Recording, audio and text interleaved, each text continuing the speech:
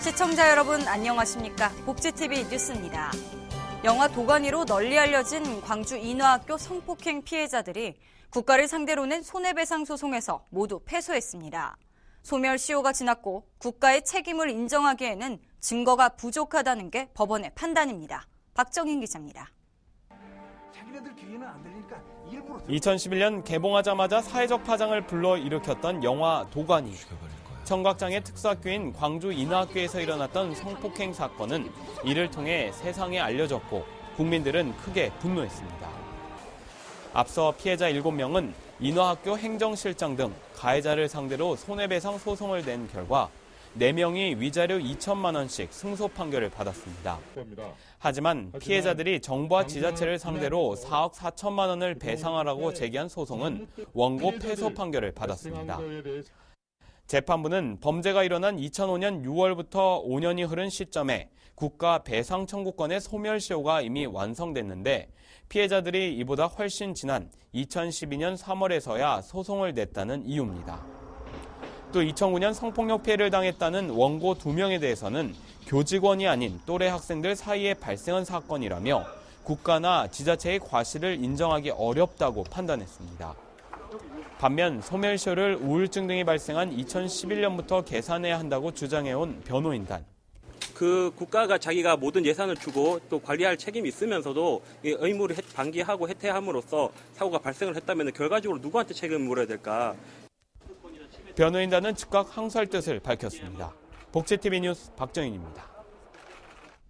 인천 장애인 아시아 경기대회 현정화 선수촌장이 음주운전 사고를 냈습니다. 현 선수촌장은 1일 새벽 경기도 성남시 분당구 오리역 부근 사거리에서 음주 상태로 자신의 승용차를 몰던 중 택시와 추돌 사고를 냈고 승객 1명이 부상을 당했습니다. 한편 이번 사고로 인해 현 선수촌장은 자진 사퇴할 뜻을 밝혔으며 인천 장애인 아시안게임 조직위원회는 후임 선수촌장을 물색 중이라고 전했습니다.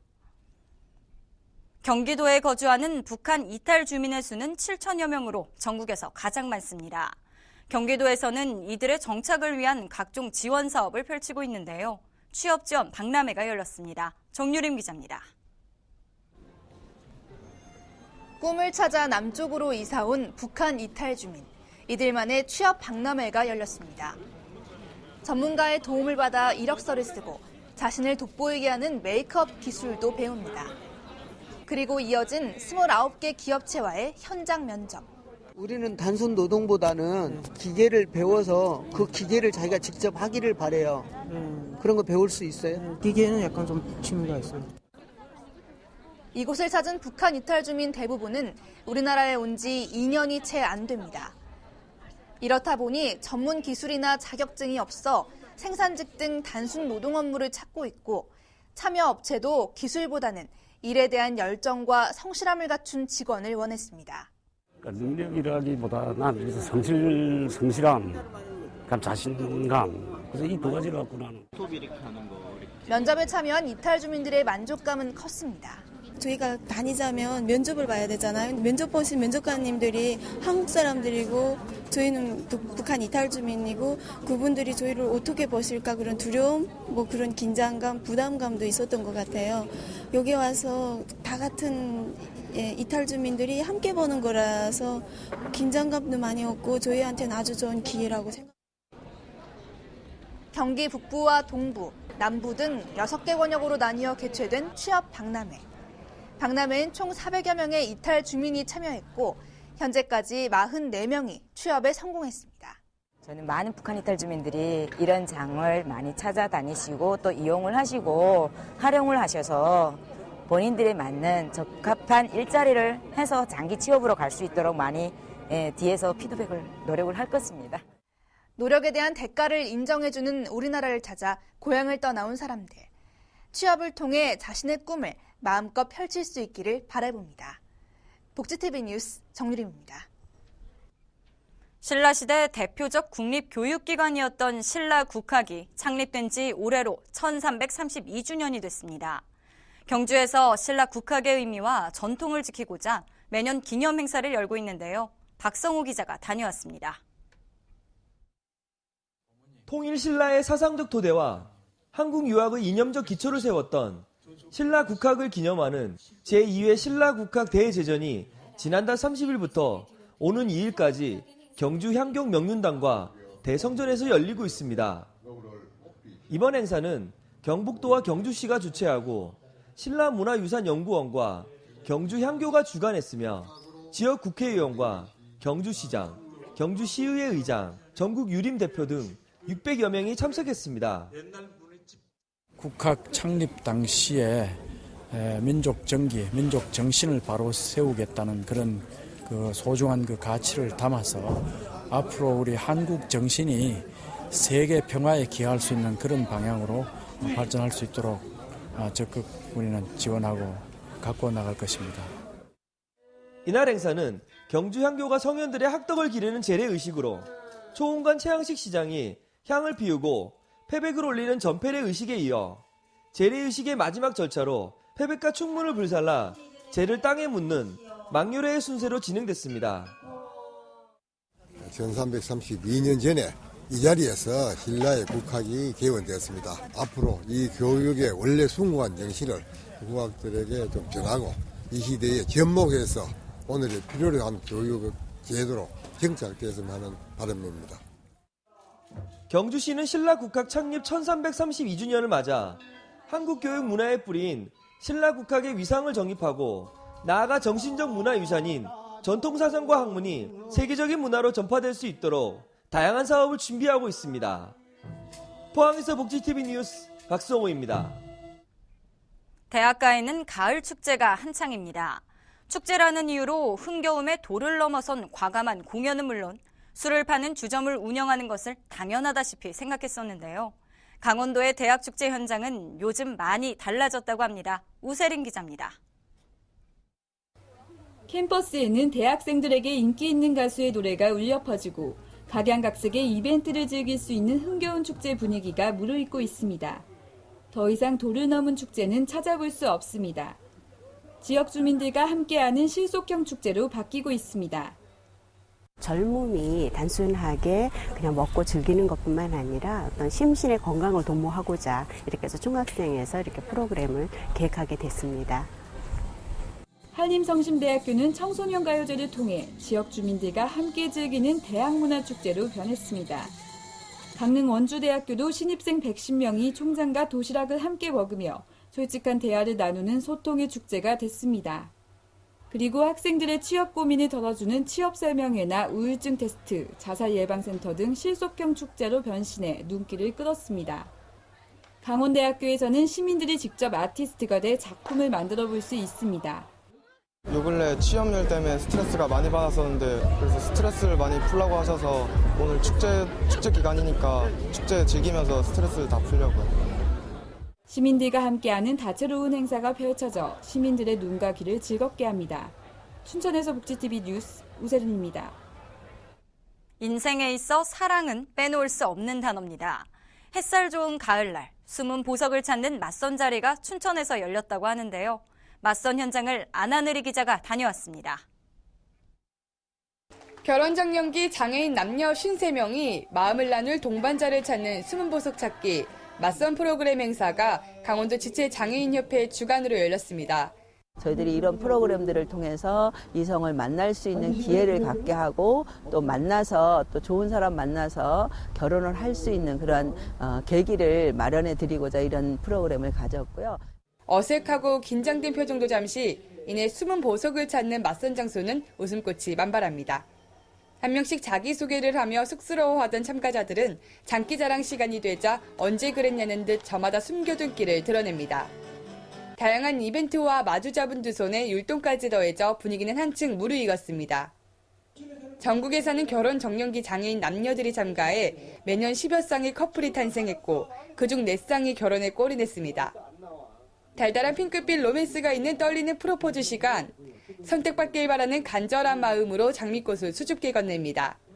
이곳에서의 커플 탄생은 생일만큼이나 축하를 받습니다. 정말 1박 2일 정말 좋았어요. 좋은 꿈 꾸고 같이 이렇게 인연이 맺게 돼서 정말 좋아요, 제가. 완전히 올해 대박 났습니다. 금주장. 여러분은 환상의 짝꿍을 찾으셨나요? 세상에서 가장 소중한 사람을 만나 평생의 동반자로 함께하는 그날이 바로 오늘입니다. 춘천에서 복지TV 뉴스 안하늘입니다.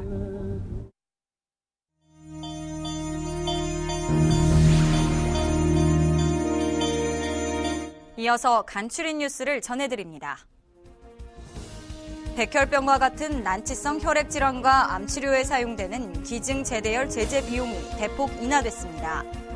보건복지부는 4대 중증질환 보장성 강화 계획에 따라 기증제대열 제재 비용을 400만 원에서 206만 원으로 내리고 건강보험을 적용하도록 했습니다. 이에 따라 조혈모 세포이식 요양급여 대상자는 비용의 5에서 10% 정도인 최소 10만 3천 원만 지불하면 됩니다. 지난달 20일부터 27일까지 열린 2014 보치아 세계 선수권 대회에서 우리나라가 금메달 2개, 은메달 1개, 동메달 1개로 종합 1위를 달성했습니다. 부부가 모두 육아휴직에 참여하면 두 번째로 휴직하는 사람이 첫 달 월급을 최대 150만 원까지 상향 지원받는 아빠의 달 육아휴직 급여 제도가 시행됐습니다. 고용부 관계자는 아빠의 달 급여가 남성의 육아휴직을 활성화하는 마중물이 되길 기대한다고 전했습니다. 2014 시각장애인 한마음 체육대회가 오는 10월 4일 서울 관악구 미림 여자고등학교에서 열립니다.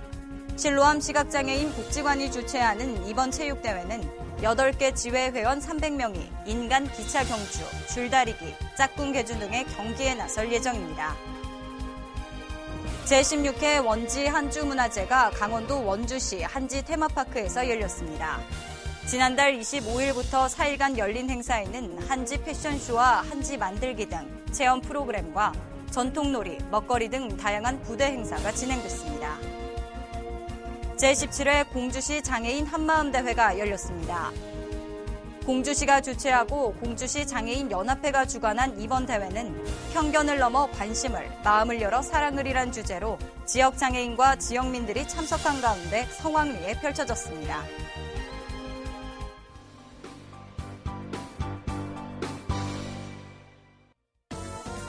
미리 보는 장애인 신문 시간입니다.